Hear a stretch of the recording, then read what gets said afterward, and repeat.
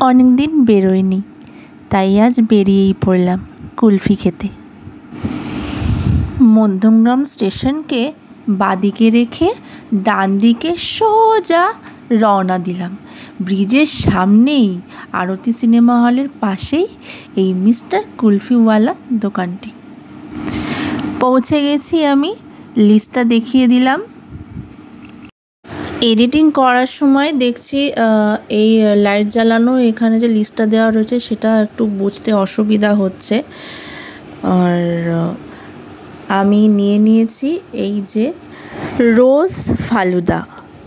এই যে তোমরা চাউমিনের মতন দেখতে পাচ্ছ, এটাই হচ্ছে মেন ফালুদা। তো বাড়ির জন্য ওই সেমই একটা নিয়ে নিলাম।